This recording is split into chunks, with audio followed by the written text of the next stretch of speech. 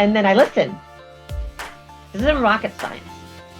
This is like basic how to engage with humans, right? People like to be asked for advice. People like to be heard. People want to feel respected, right? But in the heat of the moment, some of that stuff can fall away. So it's not always easy to remember that.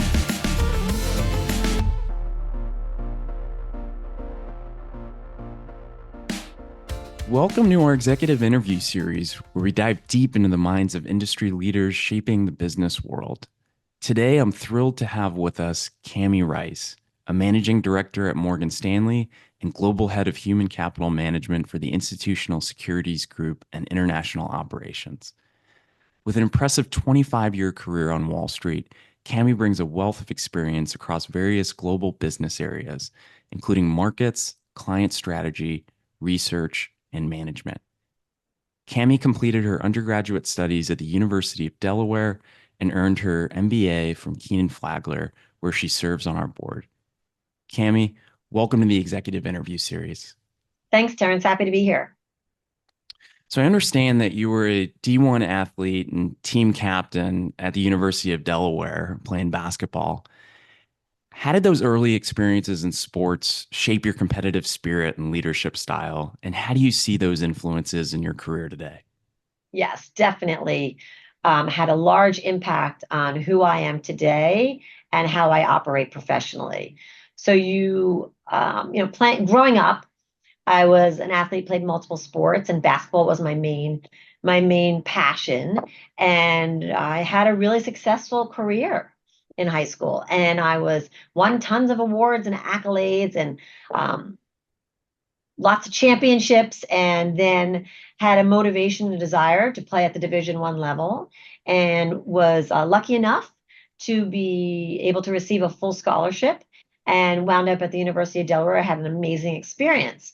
But through that experience, you come off being this star, this person that carries the team.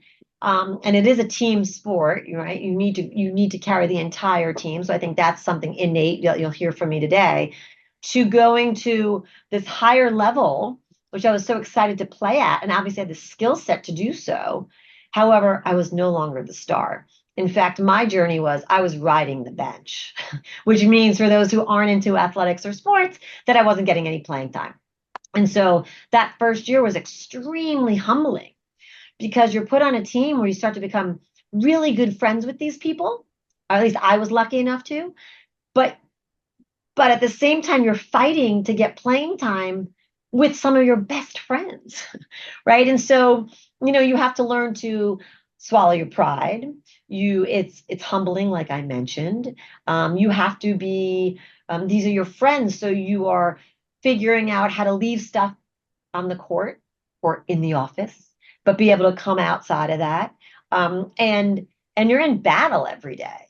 And so that was eye-opening to me. And then I always worked hard. But by the time I was going to my sophomore year, I was bigger, I was stronger, I understood the system, I understood how expectations, and I worked myself up to be able to. I didn't start, but for certain games, depending on lineups, I wasn't a regular starter, but I would play a lot. And then there were times when I would start. That's actually even more difficult and tricky, because you go from starting one game, then you're done. And then you're starting, then you're not. So it's this emotional, mental roller coaster, and where you have to learn to be able to stay balanced and not let the highs get too high and the lows be too low. And then again, be able to leave it on the court, leave it at the office, and turn around and then work with these people, even though you wanted to start over them or you wanted to play over them in the last 5 minutes. And so, by the end of my sophomore year, I was playing a lot, and then I dislocated my shoulder. So then you're going through a whole nother journey where you're recovering, you're recouping, and so you're sidelined. So then you have to get over we didn't call it this back then, but the fear of missing out. Oh my gosh, I'm not in that meeting. Oh my gosh, I'm no longer up for promotion. Like all these things that professionally can occur.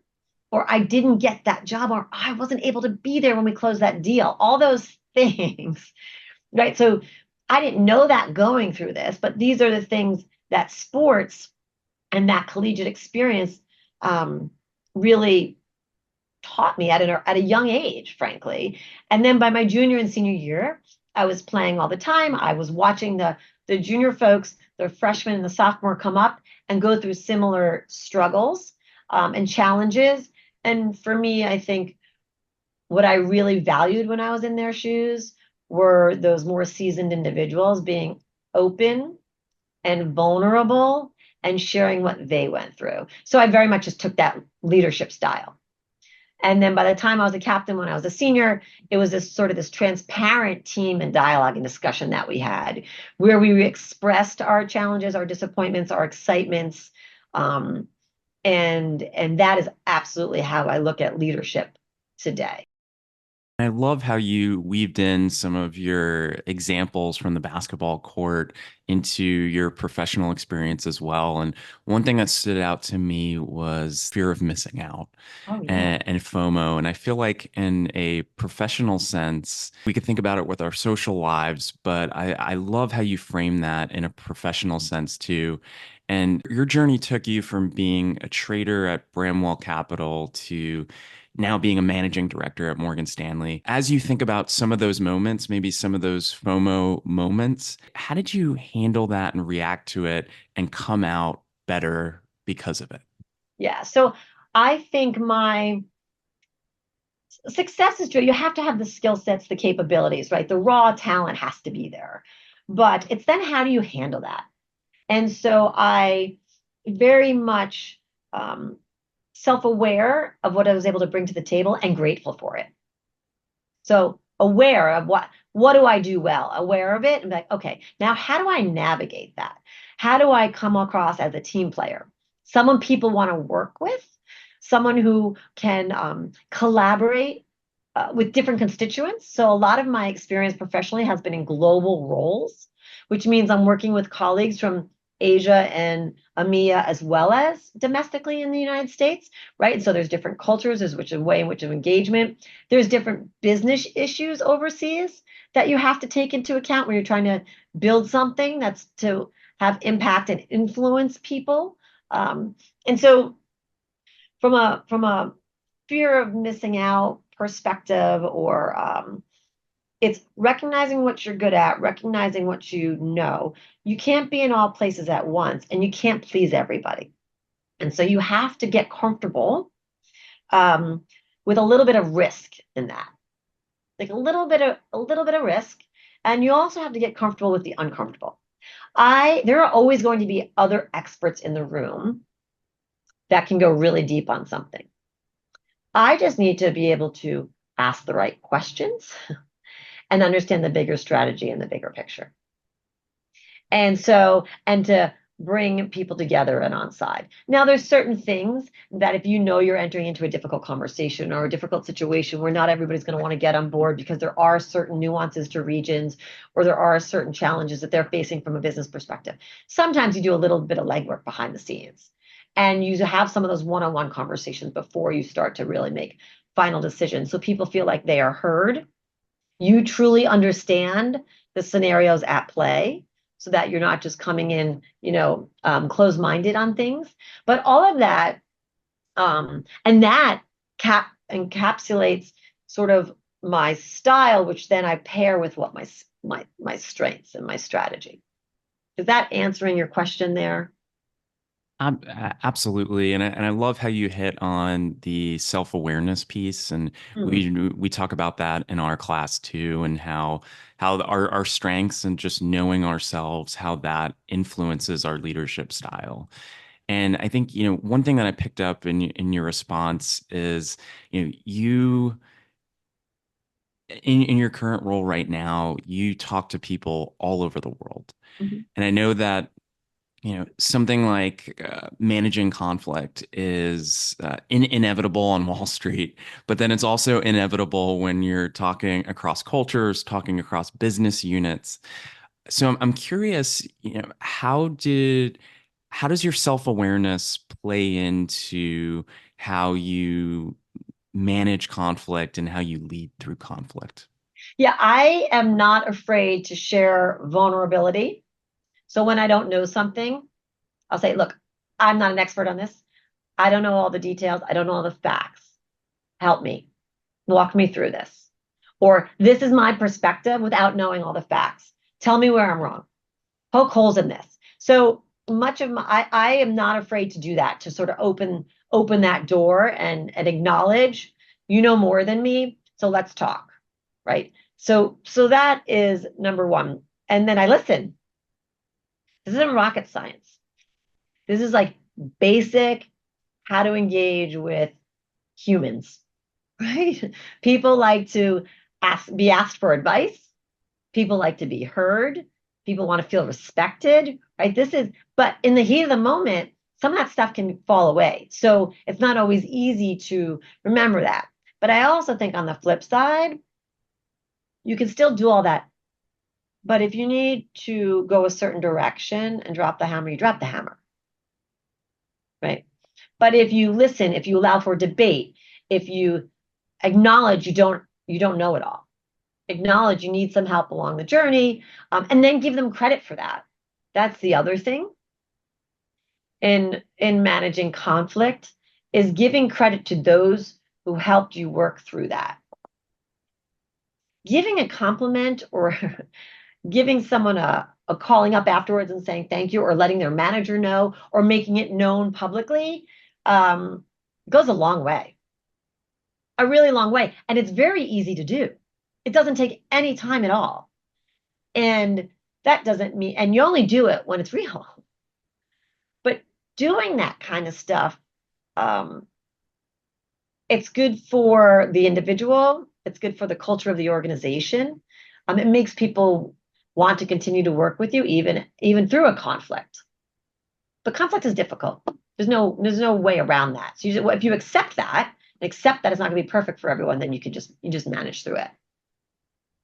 Do you think it's gotten easier for you to manage and handle conflict? One of the things that strikes me, and I love what you said, is you're not afraid to admit when you don't know something. And there's this really one of the most impactful Freakonomics podcasts that I had listened to. It's about the 3 hardest words in the English language, and they are "I don't know." And I feel like particularly, I hear from people, especially say very early in their careers, right after undergrad, or maybe right before going into an MBA program, that it's hard to admit that when they don't know something. And has that gotten easier to admit over your career? And has managing conflict more broadly become easier as you've advanced through your career? So I think admitting I don't know has become more easier. Managing conflict, the conflict usually gets bigger that you have to, as you go through your career, the conflict that you have to manage is usually a bigger conflict. So I don't know if that gets easier, but you have the tools in your toolkit to do it, and you've done it before. So at least you have that to rely on. The I don't know, and I'd say it's saying you don't know, and I'll come back. And there's no answer to that. If someone says, you know what, I should know that, I don't know the answer, I'll come back. Okay. Like, what can someone say to that? Even if they think you should know the answer, you just acknowledge that. I should have this with me. I don't. Let me come back to you. Like, and then follow up. No one can say anything to that. The other thing that I've learned over the course of my career, which I find is very hard to do, and it's sort of in the I don't know camp, is asking a question when you don't understand something's being spoken about in a professional setting. And it probably, for some students, at times in a class, it's uncomfortable to say, wait, I didn't understand that. And I'm sure you, Terrence, I can admit this, and probably the students watching this, we can all reflect on more than one occasion where we didn't understand what was being said. Maybe it's even socially, and we're like, okay, whatever, I'll figure that out later. I don't feel like asking that. And maybe you do, but many times you don't. And I think one of the people that I look up to the most, and has had a very, very heavy impact on my professional growth and career, always asks the question. Always says, I don't get that. I still don't get it. I just repeat it again. And now you could argue, Cami, that person's so serious, so senior. Of course they feel comfortable asking questions. No, it's just that he never He just, it's not just that. That's wired in him. And that's when you really learn. And also, asking a good question, many times, if you don't know the answer, others don't. And so the ironic part is then you look smart. You admit you don't know the answer. You ask the question, but then you look confident and smart because a whole bunch of people are in that room, in that classroom around the table who also don't know the answer. And they're like, oh, well done, Cami. But I'm asking a question. So I put that in the I don't know category. And that's something that I too have learned and has gotten easier over time. I love the power of asking questions and your example of even just asking a question, it makes you look smart. Yes. And when you don't know something. And so Yes, exactly. that's a really cool strategy to use. Transitioning a bit into leadership development. Mm. In your role, you're not just managing, but you're also shaping the careers of others. Mhm. And as you think about those who are successful in your organization and those that say you have mentored and supervised, what are the top skills that you focus on for those future leaders, whether they have or what they should develop? Yeah, I mean, it's a lot of what I live by and like my personal leadership style. So maybe it doesn't work for all, but I do think that there's humility. You have got to have humility. You don't know it all and you can't go it alone on everything. You just can't. The professional landscape's too difficult. I don't care what industry you're in. It's too hard. So humility to understand, and what that leads to is then you're a team player. You're a team player. I think that rigor. You have to work hard. There is no way around it, and you have to have rigor with that. You have to pay attention to detail. You have to keep at it. You don't understand something, go ask for help, learn it like that. And so as a leader, like you have to be like that in order for people to trust you, have buy-in, believe you. So it's, you have to have humility. I think you're a team player. You have to show rigor. And then some people don't like the word vulnerable. So I'll use the word empathetic. I think for the leaders that stand out, that are kind of a step above the people who I see who get really far, they have empathy. They have emotional intelligence. They understand what makes people in their organization tick. They understand how to motivate. Um, Sometimes people say, can you learn that? I think some people more naturally probably feel comfortable with that and pay a little bit more attention to that. But you could pay attention to it. That's a thing. Perhaps that's not in someone's wheelhouse. It's not their skill set. But if you're aware of it, if you're aware that not you just can't be smart. You just can't be the biggest producer on a trading desk, drive the most revenue, have the most sales, right? Or be the brightest in the room or most creative. People, you need to have buy-in. People want to work alongside of you. And how do you do that? You listen, right? You show you care. You ask the questions, and then you provide support. That support could be empathy. That support could be professional support, getting the next level. That support could be career development, that kind of stuff. So I would say humility, team player, rigor, some sort of empathy, self-awareness around that. That's a wonderful list. Thank you for sharing that, Cami. And as we wrap up today's episode, I understand that you serve on the board of Mhm. Kenan-Flagler. What value did the Kenan-Flagler MBA add to your career? And how has it shaped the way you lead and manage others? So my experience at Kenan-Flagler was awesome, which is why I reached out to the school and said, how can I give back? And that was it. I had between the professors that I in classes that I took, my ability to travel and see the world through the different programs that would offer, and then the people. It was the students, my classmates. I have lifelong friends from that. So I had just this fantastic experience there, full package, moving from New York to go full time to school. I left a fantastic job, great people, paid well, was learning a ton. So I was fulfilling my intellectual curiosity to come down to school full time. And I was surprised on the upside across the board. And so the reason why I got involved with the board was to say thank you. Like I wanted to thank the school and give back for everything that it had given me. And I think that, you know, Kenan-Flagler taught me to take risk, calculated risk. It taught me to slow down and think, right? I was coming, and maybe it's a little bit, I was coming from New York where it's like, go, go, go, go, go. And this was like, whoa, step back and reflect a little bit here, right? Classmates being global and from all over taught me to think outside the box and think outside of the US. I was a trader on the buy side in the US before I went back to Kenan-Flagler, right? It started to give me more of a global perspective. And so it was an amazing experience for me, both academically, socially, and personally. And then it set me up to have this runway professionally, which really, I think, one, that's how I got my job at Morgan Stanley, right? So it's opened that door. And then it gave me the skills and the tools in my toolkit along the way to flourish here. Cami, it's been so much fun getting a chance to talk to you and just want to thank you so much. I'm just so grateful for your time and just your candidness throughout this episode.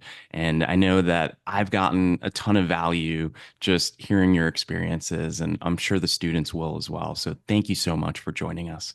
Thanks, Terrence. And I hopefully someday I'll meet some of these students in person. Oh, I know they'd love that. Thanks, Cami. You got it. I'm grateful to all those who made this interview possible. To Cami and her executive assistant, Alexa Hughes, our Kenan-Flagler alumni engagement team, Lindsay Russ, Matt Fox, and Cassie Diltz. And to Mike Christian, Jess Christian, Lavelle Miguel, and the entire executive MBA team for their support and encouragement for this executive interview series. We'll talk more about this interview, particularly Cami's perspectives on managing conflict, during our live session together.